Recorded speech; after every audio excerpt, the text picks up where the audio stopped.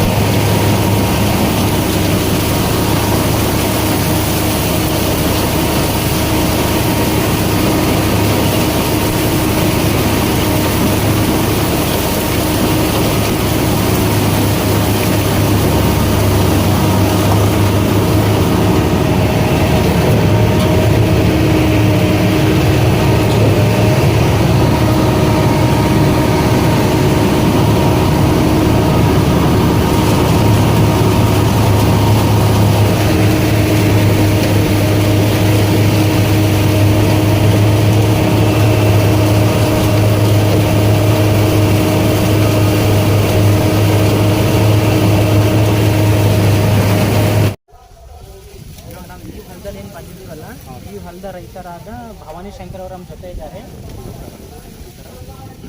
ಈ ಹೊಲದಾಗ ಅವ್ರದ್ದು ಅನುಭವ ಏನ ತಿಳ್ಕೊಂಬಿ. ಕಟಿಂಗ್ ಮಿಷನ್ ಹಚ್ಚಾರ, ರೈತರು ಕಟ್ಸೋದ್ರಿಂದ ಈ ಮಷಿನ್ ಕಟ್ಸತ್ತಾರಲ್ಲ, ಇದ್ರ ಅನುಭವದಿಂದ ಮತ್ತು ಅವ್ರು ಏನು ಹೇಳ್ತಾರೆ ಒಂದು ಎರಡು ಮಾತು.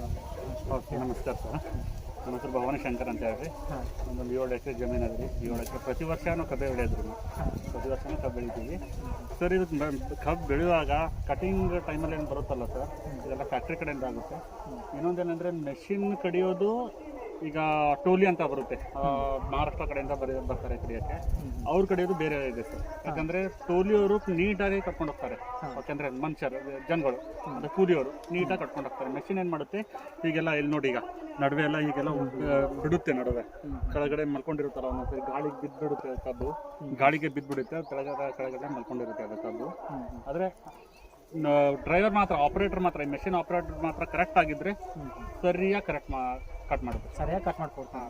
ಒಳ್ಳೆ ಡ್ರೈವರ್ ಚೆನ್ನಾಗಿಲ್ಲ ಅಂದರೆ ಸರಿಯಾಗಿ ಕಟಿಂಗ್ ಆಗಲ್ಲ, ಕಟಿಂಗ್ ಭಾಳ ಹಾಳಾಗ್ತದೆ.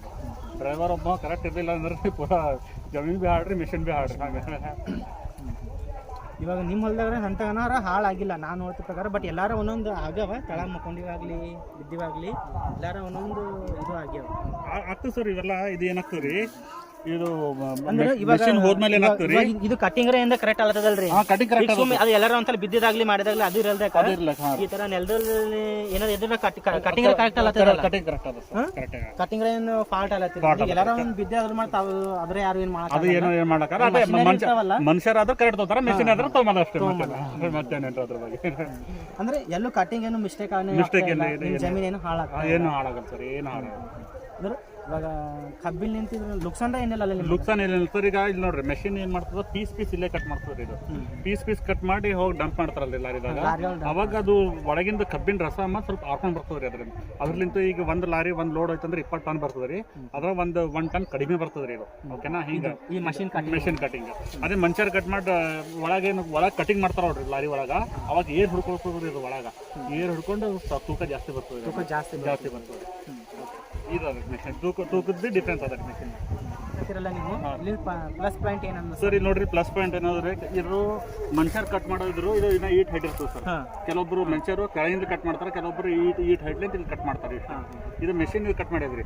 ಇದು ಏನಾದ್ರೆ ಏಟ್ ಕರೆಕ್ಟ್ ಕಟ್ ಆಗ್ತದಲ್ರಿ, ಇದು ಸರಿಯಾಗಿ ಹೊಡಿತಾವ್ ಸರ್. ಇದು ಸೈಡ್ನಾಗ ನೆಲಕ್ಕೆ ಹತ್ತಿ ಕರೆಕ್ಟ್ ತಗೊಂಡ್ರಿ, ಕರೆಕ್ಟ್ ತಗೊಂಡ್ರಿ, ಕರೆಕ್ಟ್ ಹೊಡಿತಾವ್ರಿ. ಇವು ಮಗಿದ್ರೆ ಕರೆಕ್ಟ್ ಹೊಡಿತಾವ.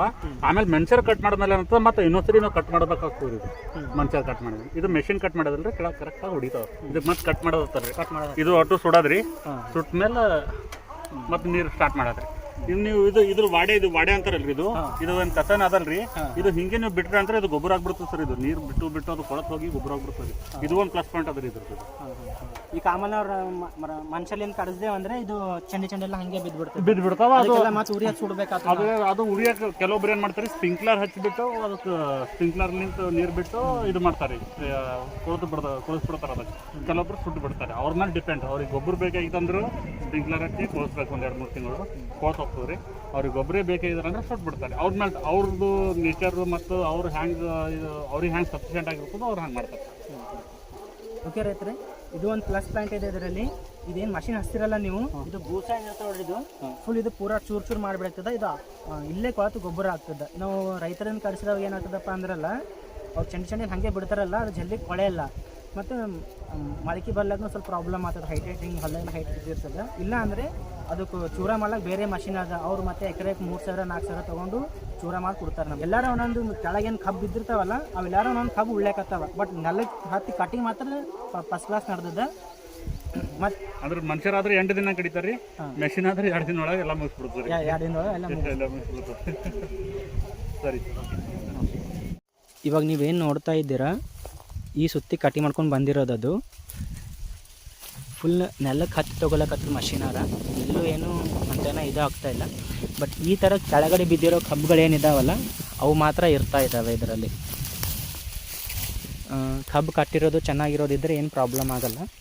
ಅದನ್ನು ಕೂಡ ಎಲ್ಲರೂ ಒಂದೊಂದು ಇರ್ತಾಯಿದೆ. ಬೊಕ್ಕುಳೇನು ಉಳ್ಳೆತ್ತಿಲ್ಲ. ಇದು ದಂಡಿ ಭೀ ಪೂರಾ ಚೂರ ಆಗಿಬಿಟ್ಟದೆಲ್ಲ.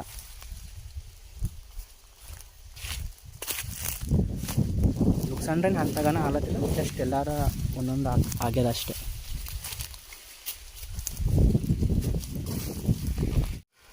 ಹಲ್ಲು ಕೆಳಗೆ ನೋಡ್ರಿ, ಈಗ ಅದು ಹಂಗೆ ಹಲ್ಲವ, ಅದಲ್ಲಿಂದ ತಗೋತದ ಅದು ಒಳಗೆ. ಅಲ್ಲಿ ಸೈಡಿಗೆ ಅವು ನೋಡ್ರಿ ಹಲ್ಲುಗಳು 2.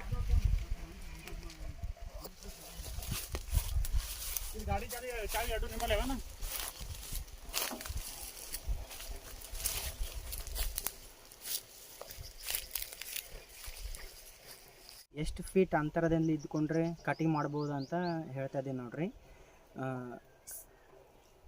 4 ಫೀಟ್ ಬೆಡ್ ಇದ್ದರೆ ಕಟಿಂಗ್ ಆಗುತ್ತೆ. ನೀವು 2 ಫೀಟ್ ಅಥವಾ 3 ಫೀಟ್ ಹಾಕೊಳ್ತೀರಿ ಅಂದರೆ ಈ ಮಷಿನ್ ಕಟಿಂಗಿಂದ ಕಟಿಂಗ್ ಮಾಡೋಕ್ಕೆ ಬರೋಲ್ಲ. 4 ಫೀಟಿಂದ 6 ಫೀಟ್ವರೆಗೂ ಎಷ್ಟು ಬೇಕಾದರೂ ಹಾಕ್ಕೊಳ್ಳಿ. 4 ಫೀಟು, 5 ಫೀಟು, 5.5, 4.5, 6.5 ಎಷ್ಟು ದೂರ ಹಾಕ್ಕೊಂಡ್ರೂ ಬರುತ್ತೆ. ಬಟ್ 2 ಫೀಟು 3 ಫೀಟ್ ಹಾಕ್ಕೊಂಡ್ರೆ ಈ ಮಷಿನ್ದ ಕಟಿಂಗ್ ಮಾಡೋಕ್ಕೆ ಬರಲ್ಲ. ಹಾಗೆ ಹಚ್ಚುವಾಗಲೇ ಪ್ಲ್ಯಾನ್ ಮಾಡಿ ಹಚ್ಕೋಬೇಕು.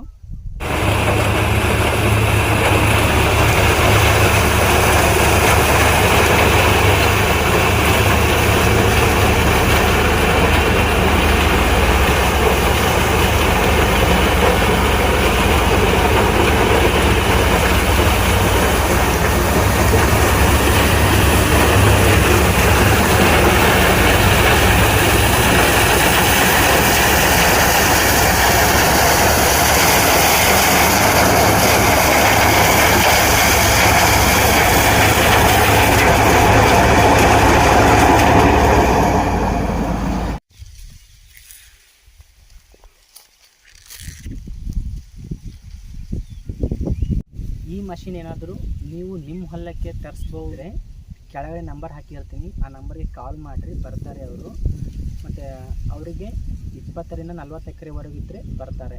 ಅದಕ್ಕಿಂತ ಕಡಿಮೆ ಇದ್ದರೆ ಬರಲ್ಲ ಅಂತೆ ಅವರು. ನಿಮ್ಮ ಏರಿಯಾದಲ್ಲಿ ಕಬ್ಬು ಎಷ್ಟಿರುತ್ತೆ ಅಂತ ಲೆಕ್ಕ ಹಾಕ್ಕೊಂಡು ಅವರಿಗೆ ಕಾಲ್ ಮಾಡಿರಿ, ಬರ್ತಾರೆ. ಕೆಳಗಡೆ ನಂಬರ್ ಕೊಟ್ಟಿರ್ತೀನಿ. ನಿಮ್ಮ ಫೀಲ್ಡ್ ಇಷ್ಟ ಆಗಿದ್ದರೆ ಹಾರ್ವೆಸ್ಟಿಂಗ್ ಮಾಡೋಕ್ಕೆ ಅವ್ರು ಬರ್ತಾರೆ.